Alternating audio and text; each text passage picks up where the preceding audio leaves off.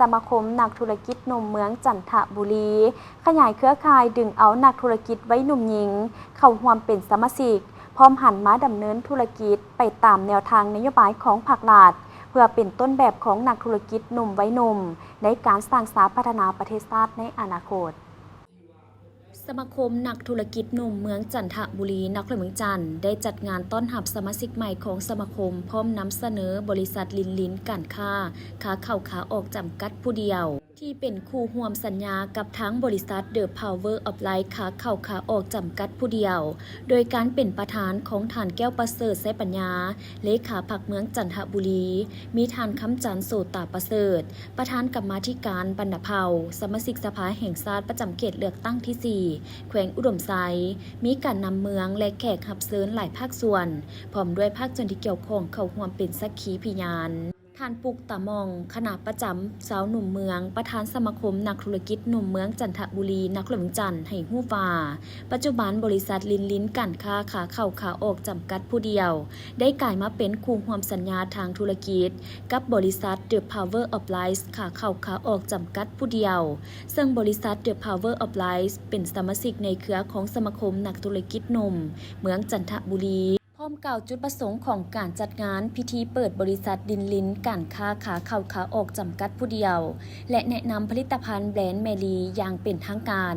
ในครั้งนี้เป้าหมายหลักก็เพื่อมีเป้าหมายต้องการดึงดูดเอานักธุรกิจหนุ่มที่มีความสามารถและบริษัทดังกล่าวมาเป็นสมาชิกของสมาคมนักธุรกิจหนุ่มเมืองจันทบุรีหันมาดำเนินธุรกิจไปตามแนวทางนโยบายของพรรคและกฎหมายของสาธารณรัฐประชาธิปไตยประชาชนลาวเพื่อเป็นต้นแบบของนักธุรกิจหนุ่มไว้หนุ่มในการสร้างสรรค์พัฒนาประเทศชาติในอนาคตท่านแก้วประเสริฐไสปัญญาได้มีคำเห็นซึ่งก่อนอื่นท่านได้ย่องย่อสมเสยต่อสมาคมนักธุรกิจหนุ่มเมืองจันทบุรีย้ำใดก็มีความเอาใจใส่ให้บรรดาไว้หนุ่มสาวหนุ่มที่เฮ็ดธุรกิจให้หันเปิดบริษัทให้ไปตามแนวทางนโยบายของพรรคโดยเฉพาะไปตามกฎหมายของสาธารณรัฐประชาธิปไตยประชาชนลาวได้กำหนดในการดำเนินธุรกิจให้ถูกต้องเว้ารวมว่าเฉพาะแม่นทานนางแสงสีดาสุริเพชรหรือเมลีที่เป็นอำนวยการบริษัทลินการค้าขาเข้าขาออกจำกัดผู้เดียวที่กำลังหันตัวเองเข้าสู่การดำเนินธุรกิจให้ถูกต้องเพื่อพันธภาษีอากรไปตามระเบียบการนี่ก็เป็นส่วนหนึ่งในการประกอบส่วนพัฒนาประเทศชาติภาครัฐย้ำใดก็เห็นความสำคัญต่อบรรดาธุรกิจเข้าในการพัฒนาประเทศชาติให้เจริญรุ่งเรืองสีวิไลไปเรื่อยๆข้าพเจ้าเองในนามประธานสมาคมนักธุรกิจหนุ่มเมืองจันทบุรีเนาะก็คือได้ค้นขวายบรรดาวัยนุ่มสาวนุ่มนี่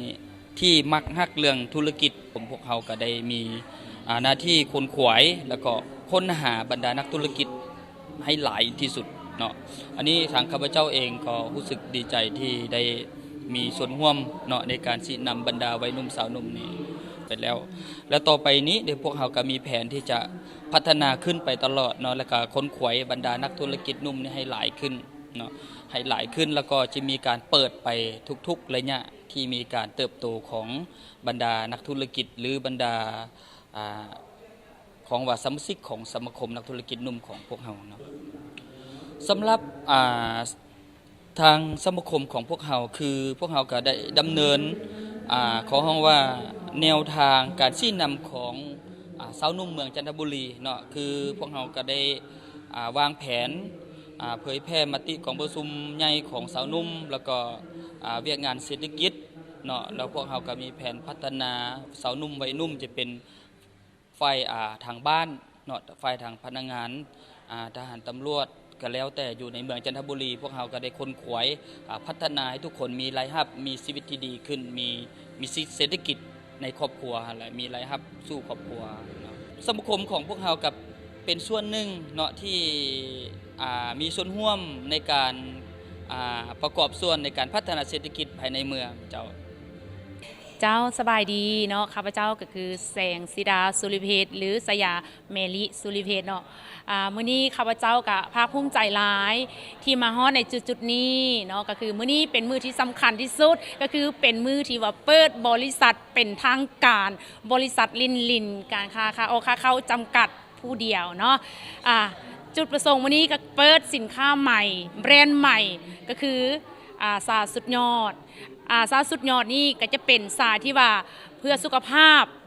ท่านหญิงโดยเฉพาะคือท่านหญิงของเฮาเนาะมีระบบมีปัญหาเรื่องภายในก็คือว่าเจ็บมดลูกเนาะลงขาวมดลูกย้อน หรือว่าเป็นคนหนึงที่ว่านอนบ่หลับก็สามารถกินสาสุดยอด สมุนไพรผลิตภัณฑ์ใหม่ๆของเฮาได้เลยโดยเนาะหลายคนอาจจะคิดว่าเมลี่นำเข้าสินค้านี่ถูกตามกฎหมายบ่โดยถูกตามกฎหมายเนาะก็คือนำเข้าภายใต้เครือสมาคมนักธุรกิจเมืองจันทบุรีของพวกเฮานี่เองเนาะพวกเจ้ามั่นใจเลยก็คือสินค้าของข้าพเจ้าก็คือได้ผ่านอย.ไทยและอย.ลาวฉะนั้นทุกทานสามารถเอาไปกินได้มั่นใจ 100% โดยเนาะหลายๆทานกะบางทานก็อย่าสนใจอยากเอาไปกินอยากเอาไปลองหรือว่าบ่ฮู้ส่งทางติดต่อเดียวเนาะซอกซื้อตามท้องตลาดได้หรือทักหาเบอร์โทรข้าพเจ้าได้เบอร์โทร97979774หรือว่าเพจเมลิเนาะเจ้าของแบรนด์นี่เองเจ้าในโอกาสที่มีความหมายสำคัญนี้ท่านคำจันทร์โสตาประเสริฐยังได้เน้นหนักเพิ่มเติมต่อกับสมาคมและผู้ที่เข้าเป็นสมาชิกและนำเสนอผลิตภัณฑ์แบรนด์ของตนเองให้เข้าใจใส่และอย่าหยุดพัฒนาตนเองควบคู่กับการเป็นต้นแบบที่ดีให้กับวัยหนุ่มสาวหนุ่มแม่หญิงลาวเฮาได้พัฒนาตนเองให้เทียบทันภาคพื้นและสากลโดยเอาตนเองเป็นที่ตั้งยึดมั่นต่อแนวทางนโยบายของภาครัฐ